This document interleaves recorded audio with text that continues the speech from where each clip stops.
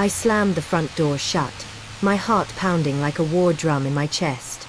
There on the kitchen counter lay Sarah's phone, forgotten in her rush to run errands. A notification lit up the screen. Can't wait to see you tonight. Miss your touch. Jay. My world tilted. Sarah, my wife of 8 years. The woman who'd promised forever under that oak tree in the park. Who the hell was Jay? I stared at the message, fingers trembling as I unlocked a phone. Our pin was our anniversary date, a detail that now felt like a cruel joke. The thread was short, but damning. Last night was incredible, he'd written 2 days ago. Her reply, you make me feel alive again. My stomach churned. This couldn't be real. Sarah, with her warm laugh and the way she still tucked notes in my lunch like we were newlyweds? No. It had to be a misunderstanding. I deleted the notification, set the phone down, and paced the room, denial wrapping around me like a fog. That evening, she came home with grocery bags, humming our wedding song. Hey babe, she said, planting a kiss on my cheek. Her lips felt the same, soft, familiar, but I pulled back slightly, searching her eyes. Everything okay? She asked, tilting her head with that concerned frown I used to find adorable. Yeah, just a long day, I lied, forcing a smile. We ate dinner in silence, the clink of forks echoing louder than usual. I watched her. Really watched. The way she checked her phone every few minutes, her fingers hovering before she set it face down. Subtle but there. Who's texting you so much? I ventured, keeping my tone light. She laughed it off. Oh, just work stuff. You know how it is. But her eyes darted away, and a knot tightened in my gut. That night, as she slept beside me, I lay awake, replaying memories. Our life wasn't perfect. Work stress, the miscarriage 2 years ago that left us both raw. We'd grown distant, sure, but betrayal? I slipped out of bed, grabbed her phone from the nightstand. Password unchanged. More messages. Plans for a quick meetup at a motel downtown. Jay was Jason, her old college friend who'd just moved back to town. Suspicion bloomed into a thorn in my chest. The next morning, I called in sick to work. Heartbreak gnawed at me as I followed her car from a distance, feeling like a stranger in my own life. She parked at a coffee shop, not the office. There he was, tall, smirking, pulling her into a hug that lingered too long. They sat outside, her hand on his arm, laughing like teenagers.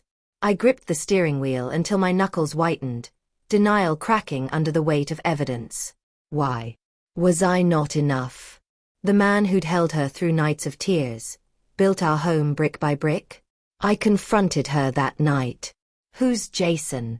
I asked, voice steady but laced with pain. She froze, fork midway to her mouth. What do you mean? I saw the messages, Sarah. Don't lie to me. The words hung heavy, shattering the air. Her face crumpled.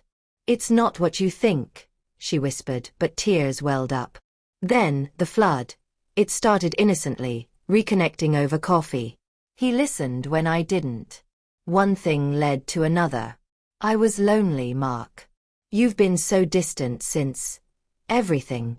Anger surged, hot and blinding. Distant. I was grieving too. But I didn't run to someone else's bed. I shouted, pacing the kitchen. She sobbed, reaching for me, but I recoiled. Trust, that fragile thread we'd woven over years, snapped. How long? I demanded. 6 months, she admitted, voice breaking. 6 months of lies, of her coming home with his scent on her skin. I stormed out, driving aimlessly through the rain-slicked streets, heartbreak twisting into rage. How could she? Our vows, our plans for kids someday, all tainted. The call came at 2 a.m., Mr. Thompson? Your wife was in an accident. My blood ran cold. She'd driven to Jason's, distraught after our fight. Slippery roads, a skid into a guardrail. Broken ribs, concussion, internal bleeding. I rushed to the hospital, denial resurfacing in waves. Maybe this was a wake-up call. Maybe we could fix it. In the sterile room, she lay pale against the sheets, tubes snaking from her arms. Her eyes fluttered open. "Mark. I'm so sorry," she whispered, hand trembling toward mine. I stood frozen, anger warring with pity. The doctor pulled me aside. "She's stable, but it was close." Emotional distress might have played a part. Family arrived. Her parents, mine, friends. They swarmed, begging. "Forgive her, son," my father said, clapping my shoulder. "Marriage is about second chances." Her mother wept. "She loves you, Mark. It was a mistake. Please." Even Jason showed up, lurking in the hall like a ghost. "I didn't mean for this," he muttered when I cornered him. "We both messed up. But my heart. It was a shattered mosaic, pieces too jagged to reassemble." I sat by her bed, holding her hand as she slept, memories flashing. Our first date, picnicking under stars, the way she'd surprise me with breakfast in bed, the quiet nights reading together. All poisoned now by visions of her with him. Days blurred in the hospital.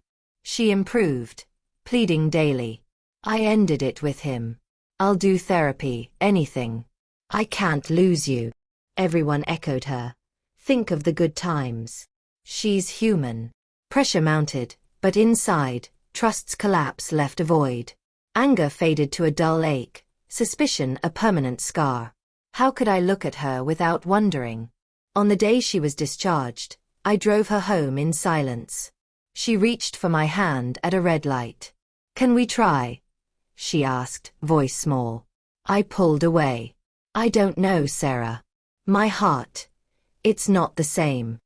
We unpacked in quiet tension, the house feeling like a stranger's. That night, as she slept, I packed a bag. Forgiveness. Maybe someday, but not now. The betrayal's wound was too fresh, the trust irreparably broken. I left a note. "I need time. Take care of yourself." Driving away, tears blurred the road, but a weight lifted. Heartbreak had taught me my limits. She'd heal physically, but our marriage? It ended in that hospital room, amid pleas I couldn't heed. Life goes on, scarred but wiser, leaving me to rebuild alone.